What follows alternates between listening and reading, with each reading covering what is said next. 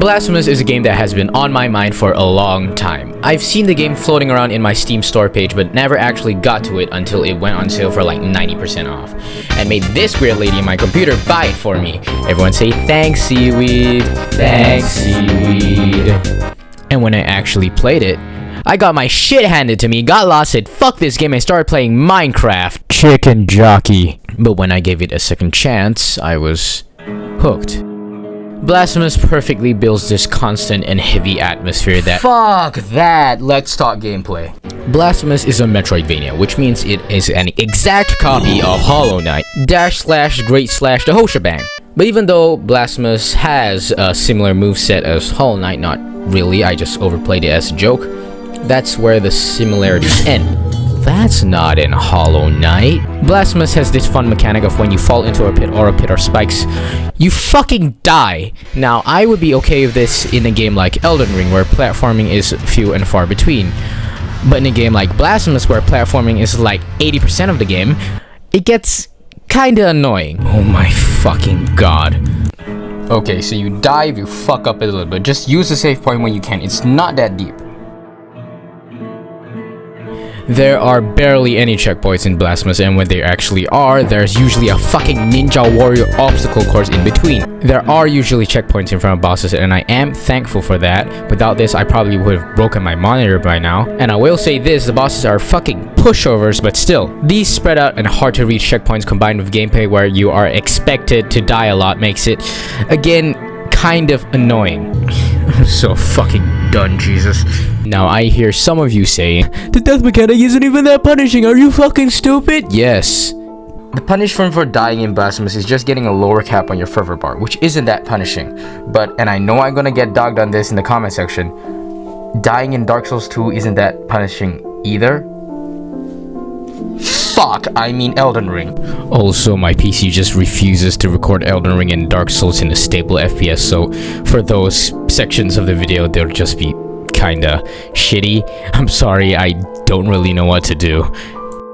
Runes are an infinite resource. It isn't your biggest concern, but that isn't the real punishment for dying. No, the real punishment is the fact that you have to make through a fuck ton of enemies that you just struggled to kill. Blasphemous is exactly the same. You can barely make it through a bunch of enemies, use all your heals, and die to the most fuck-ass enemy ever. Which brings me to another point.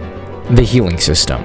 Blasphemous shares a similar healing system to the Soulsborne games, of which you have a limited amount of heals at a time that requires resting at a shrine to refill. These reasons are personally why I call Blasphemous the Dark Souls of Metroidvanias, or the Elden Ring of Metroidvanias, whatever. Dark Souls is more catchy anyway. It makes exploration so much more harder than Metroidvanias like Hollow Knight, because you have to save your heals for when you actually need it. It's not harder than Silksong though. This game is the real Dark Souls of Metroidvanias. I died so many fucking times.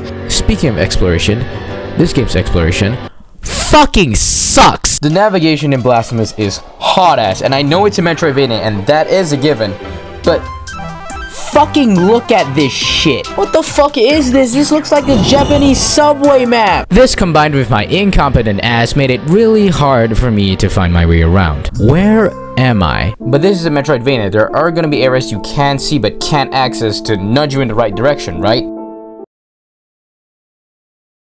There are no movement unlocks in this game, and the only entire areas I can clearly remember being locked behind something was this giant ass gate that locks half the game behind it. This means you can access every area of one half of the game, which does some wonky stuff for the progression. This got me the pleasure of finding the worst platforming area in the game as the third area I found. Who the fuck thought of this, Miyazaki? We should put hell next to the starting area. All these factors make gameplay incredibly frustrating and make it a bitch to play sometimes. But even though the gameplay makes me want to skin somebody alive sometimes, I wouldn't change a thing about it. The gameplay in Blasphemous perfectly fits the depressing atmosphere of the game. Which, by the way, there is already an amazing video of the art of depressing atmospheres in video games by Sweeties Online. Hell, he even talks about Blasphemous at one point. You should definitely go watch it. Later.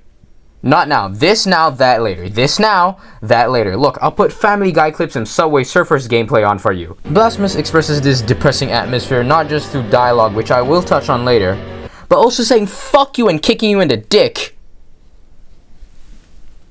It's one thing to tell you that this place sucks, it's another to show it to you personally. It's like instead of someone just angrily shaking their fist at you to show how much they hate you, they also tie you to a chair and make you watch all of Madame Web. Make it stop! This movie fucking sucked. But to make a convincing depressing atmosphere, there has to be consistency. Every aspect of the game has to scream, hey, this place fucking sucks. And Blasphemous does this exactly with its characters. I don't like what I call stagnant characters, which is basically a character that just sits on their ass and doesn't move. I'm not saying that no one can be a stagnant character, I just don't like it when there are too much of stagnant characters. Now this would be the case with Blasphemous, since there are like 2 NPCs off the top of my head I can name that can move, if the characters didn't add so much to the atmosphere. All the characters have equally depressing reasons for staying where they are, like Tirso, who's a kisser of wounds who has to sail in Albro to help the sick and the wounded, or Soldad, who's locked up and can't do anything but help you tie new rosary rods because you're the only person who happens to stumble across her, or I can't pronounce that, or Nacimiento, who has a fucking guy growing out of him. Yeah, or the blessed lord of salty shores who can't leave the lake of silent pilgrims because he's being punished due to handing out false blessings. He also has his grippers. Are we sure this game isn't made by Miyazaki? This is a Miyazaki vision, you cannot make fun of it. It is a masterpiece. You get the point, everyone in this game is fucking sad and it does wonders for the atmosphere even though it may sacrifice some characters being fleshed out at times. But I don't really see this as a downside, mainly due to the character you play as. But we'll talk about that later. First, art style. Holy shit! Blasphemous gives 0 fucks. From the very start, the game flashes you with a depressing cutscene where a lady fucking kills herself with a sword you then pick up from her corpse, and then just a few minutes later, you pour blood of a guy you just killed into your helmet, which you put back on. Which is so fucking cool, by the way. This cutscene will forever be my favorite cutscene in all of gaming. The penitent one is cool as shit. Look at this guy aura farm. Speaking of art style, character design. Some of these guys are fucking disgusting. The twisted and melting faces of some of these enemies add so much to the atmosphere, because when you look at this face, you don't feel anything even remotely positive. Unless you're into that kind of shit, I don't judge. And now I will smoothly transition into talking about gameplay again so I can transition into talking about something else. I am great at script writing. Cue the transition. Cue. This transition sucks. Yeah, okay. The joke's over, buddy. It's not funny anymore. Why am I still here? Why can you still hear me? Okay, fuck. Yeah, sure, great. Blasphemous is bullshit and fucking stupid at times. But it's not a hard game. It's a punishing game. But Knight, why would you like a punishing game? Only masochists like punishing games. I am a masochist and I like to get my dick twisted. Don't quote me on that. Normally, I wouldn't like a game for being punishing, and again, it would be the same for Blasphemous if it doesn't fit so damn well into the story. If you manage to get to the end of Blasphemous, chances are you didn't understand anything at all. What the fuck did I just play? So let me walk you through the story of... I don't know why I keep adding a cut to something bit in every one of my videos. I did it like 3 times. It's like the title screen, because I like it, and the title screen is cool and funny. And now I'm gonna get a little preachy because I'm gonna try to explain Blasphemous lore, but please bear with me, you're gonna have to understand the lore to know what I'm talking about later. Go Subway Surfers. Being a game called Blasphemous, the game has heavy connections to religion. The quote-unquote god in Blasphemous is a being called the Miracle, a being that has the ability to punish those who wish to be punished.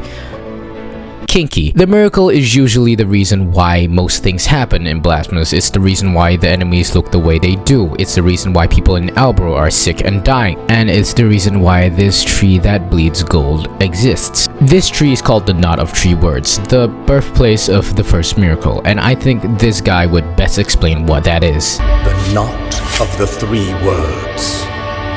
Here is where the first miracle took place. One devout and tormented youngster asked the High Will for punishment. He placed a wooden log where he sat and prayed.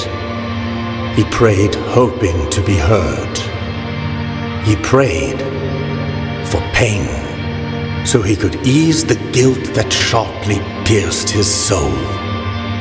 Then the miracle manifested itself. It made roots grow and twists over his arms and legs, but not a cry nor a complaint came out from his mouth. Every inhabitant of this land bore witness to it, and all of them prayed before the besought eternal joy of that youngster. This triune tree that sprouted years after his death was named the Knot of the Three Words. For 3 are its twisted trunks, and 3 were the words spoken by that youngster before he died. My great guilt. Every year from its core flows a golden burning liquid, perpetuating his memory and perhaps to remind us that the first miracle has not abandoned us. For twisted are, were, and will be the paths of the miracle. So yeah, people turn to trees now. This youngster became a sort of religious figure, somewhat similar to Christ being nicknamed the Twisted One. After this, the miracle started punishing other people, and the world kind of went to shit because people kept turning into wendigos and shit. You are what is known as a penitent, which derives from the word penance, which means self-punishment in order to repent, usually due to guilt. Penitents can perform penance in many ways, like Chrysanta, who walks without sight, and a group of penitents called the Brotherhood of Silent Sorrow that took a vow of silence. You are the penitent one, the last survivor of the Brotherhood of Silent Sorrow. But why are you the only survivor of the Brotherhood of Silent Sorrow, you ask? Because they pissed off the Pope. Originally, all of the Brotherhood of Silent Sorrow were killed, including the penitent one, but the miracle thought he looked cool or something and brought him back to life.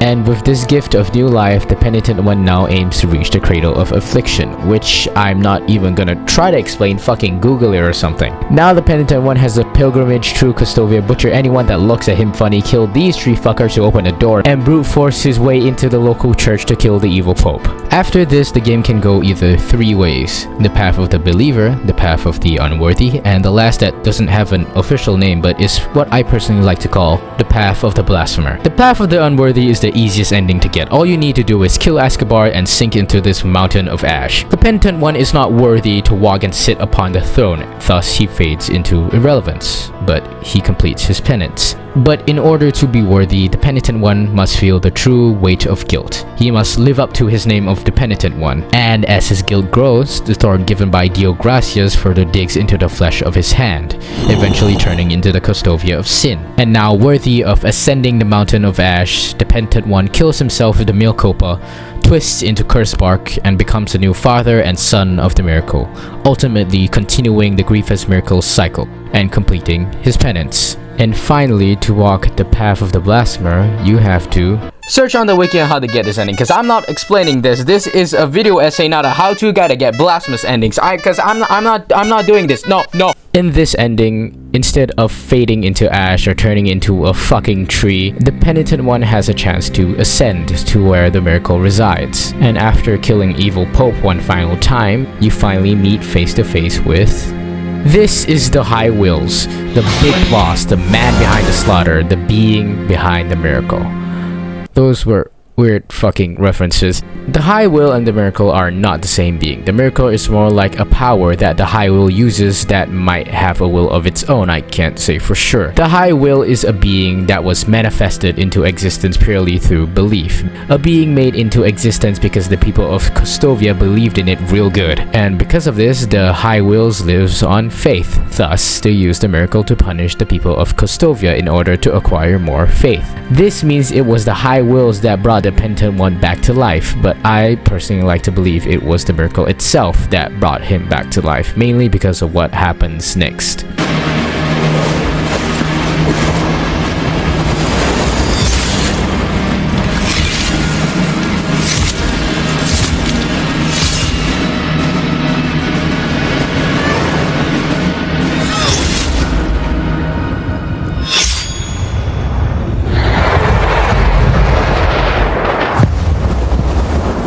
YouTube, please don't take this video down. And with the High Wills dead, everything that was caused by the miracle, like the Twisted One, the Mea Culpa, and the fact that the Penitent One is alive, disappears. And with that, the Penitent One falls dead, with his penance complete. This was a very bare-bones summary of the story. There is much more going on in this game. Like this weird place called The Dream that, again, I will not touch upon because, no. But that isn't what I want to talk about. What I want to draw attention to is a very important aspect of the game.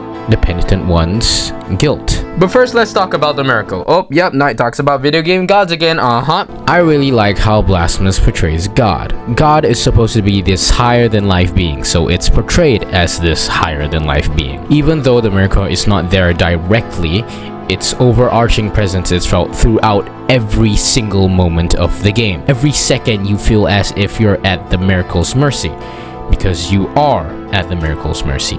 And the people of Custovia see this all-powerful being and immediately start worshipping it, cause what else are you gonna do? I think we should nuke it. And now we can finally talk about the Penitent One and his guilt. Guilt is a major part in Blasphemous, being a major part of the story and the very death mechanic of the game. It's never specifically said as to what the Penitent One's guilt was, but I feel the Penitent One guilt is survivor's guilt.